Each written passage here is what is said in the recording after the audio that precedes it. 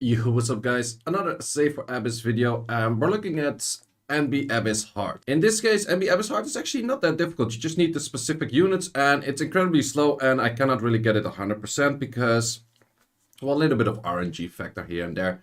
And mainly because I'm lacking a little bit though. But however, it is doable to farm it. Would I focus too much on it early game? You could say like, oh, you can farm a lot of Necro runes and therefore a lot of Rage runes. And with those Rage runes, you can clear all of the other content.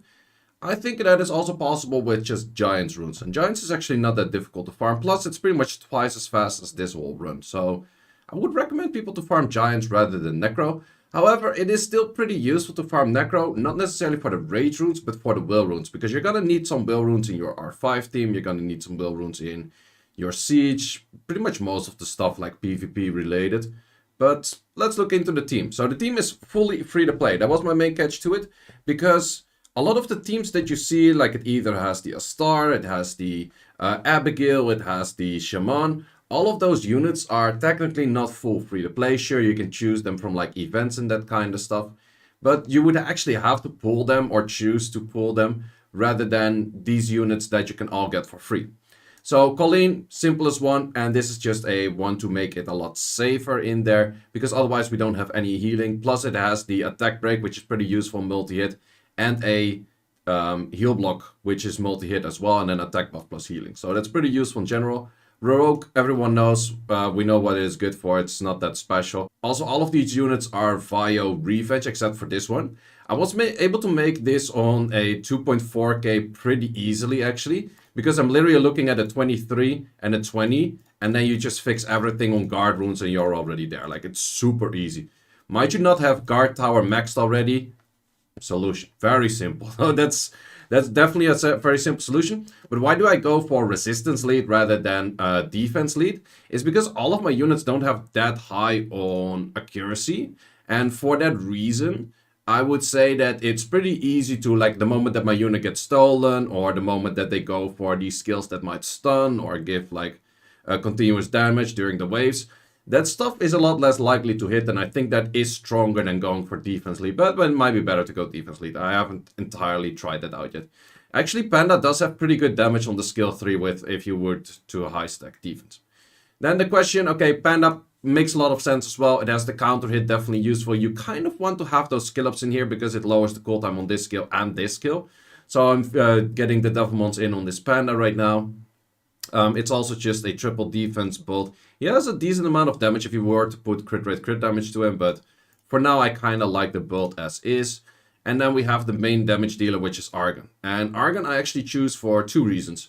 Well, actually multiple reasons, more than even two. Number one is he has a lead that is kind of okay. No, that's not really a reason. Like the lead is kind of like absolute. It's not really great. Number one, he has scaling from enemy debuffs, and the Panda provides a lot of debuffs, so therefore he has a chance to do a lot of damage. Plus he has branding, which is definitely nice as well for if I want to use it for R5. So I probably will use this unit in R5 later as well. It also has weaken, and weaken gives slow. And slow in this boss is very strong because you cannot really speed up anything. You cannot give yourself attack bar boost. You cannot give yourself attack bar or like attack buff or like speed buff. Attack buff you can. Speed buff you can't. But you can slow the boss. And slowing the boss actually makes very much a lot of use in this the whole dungeon. So that slow is very good. Plus it is multi-hit, multi-hit, multi-hit. So all of them, or is this multi-hit? No, the S2 is actually not multi-hit. So S2 is the only one that's not multi-hit. Plus you can actually skill it up by fusing more Argon. So the fusing is definitely relatively easy as well. So that's another reason. Reason number 4 is he is the highest attack, and therefore the fire units will try to kill off a wind unit, which is relatively easy. Big issue that I have seen some fails, and that is where my second time that something gets stolen, my Rogue did too much damage, my Rogue gets stolen, and then he kind of has to get killed by these units, which is not that easy. But the fun fact about this thing is, my tankiest unit is this. That's my Ikaru. My Argon will always focus Ikaru, and my Argon doesn't have a defense break. And those are two main factors. Like if anything gets stolen that has a defense break, it's kind of annoying. It could start killing your team. But this thing, like by best, it would drop like a branding on Ikaru, and Ikaru doesn't really give a shit about that. He has way too much stats for that. So that is pretty much the main reasons why I went for all of these units. Sure, the moment you get an Astar is a good replacement, I would say, for the Argon. The moment that you have a Shaman is a good replacement for the Colleen. The moment you get an Abigail, you could check to if you can. Well, Abigail can also replace this one, but then you would have to check in like, okay, who do you go for the stolen one? Because Abigail stolen is not that chill because it can start AoE armor breaking you. Also, a Rogue stolen is not chill because then he teams up with the boss. That's definitely not something you want. So I would only replace. I would say that if you place in Abigail, you probably have to take the spot of the Panda. And then the spot of Astar is going to Argon, and then the spot of the Shaman is going to the Colleen in those orders, like the moment you have those units. But I would say that this is by far the safest way to clear it, and this is where you can see like I'm getting like a little bit of resistance. I think those resistance in the long run help more than getting like a little bit more defense in general. Also, having the 2 units on counter definitely helps out a lot because that counter pretty much makes it that the boss is nearly already losing its shield. So that definitely helps. Well, most attack on the Argon is the one to hit. Also, not landing his shit because, well, low accuracy. I think I'm too low accuracy for a lot of stuff. But he is also very easy to clear off. So in this case, we have 2 units on counter. And we also have actually everything on counter because everything is revenge pretty much. So in that case, it's very easy to get all of those things in. The only thing is Argon has to start dealing enough damage to where he becomes the highest damage output unit, because it's very easy for for the Rogue to take that over. So that's kind of the thing that you have to be like a little bit careful of. I would have to take more damage onto the Argon, I would say. But Argon in most cases, like the moment he goes for that skill 3, it's like heavy damage. So skill ups on Argon definitely do help out a lot. Most of the time, my unit will get stolen twice, and after 2 steals, that is where I actually manage to kill. But as you can see, like the stolen Argon doesn't do jack shit, and he pretty much dies to a team up. And from there, it's pretty easy. So this whole dungeon is just relatively easy. The only issue that I have is Rogue getting stolen at some point.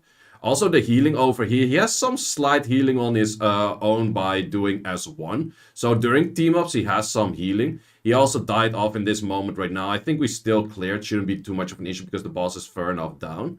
But I would say that those are issues like the Argon dying, not doing enough damage, and then the Rogue getting stolen.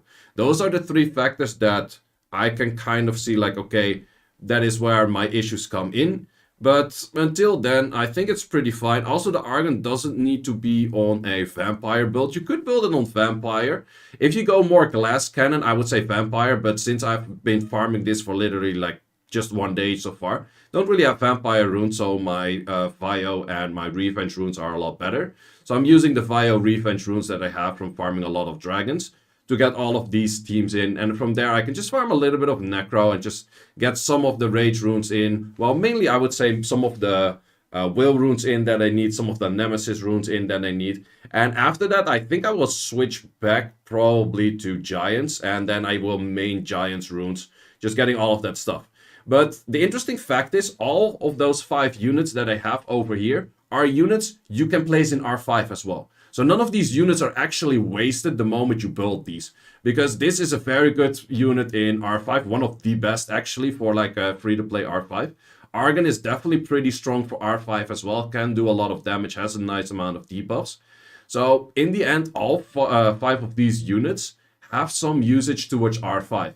And if you happen to have all of these units already in your R5, you can instantly transition into doing your other teams as well. But I would definitely say that an Astar would be better than Argon. And for that reason, I'm not going to fuse a lot of Argons to make Argon fully skilled up.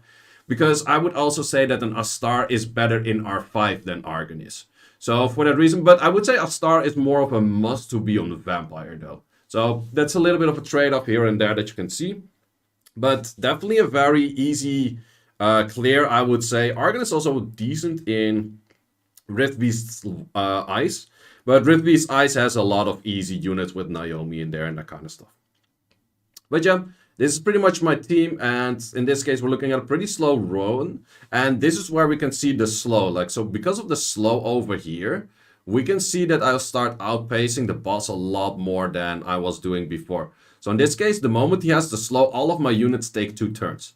So you could even say that if you don't have an Argon in here, you could maybe put a Lauren in there. Since Lauren cannot push back units in this stage, it might be not as bad. But you would need to build a Lauren that actually does do the highest damage in your team, which then you need to go for like a heavy damage Lauren. But I think it could be a doable scenario where you can make it work, but you have to make sure that your Lauren gets stolen and not your Rogue getting stolen, because Lauren stolen is 1 turn armor break. That's not that big of a deal. However, the Rogue will actually make it that he teams up with your with the boss. If Rogue goes for a bunch of Vio procs, he starts killing the shit. So if he goes over here, he goes for a team up. That is a lot more deadly.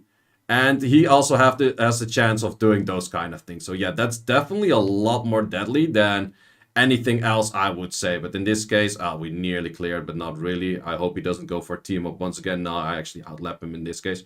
So in that case, that is still fine. And then I'm still able to clear it, I would say. We get attack break. Attack break is always very useful, same as that heal block.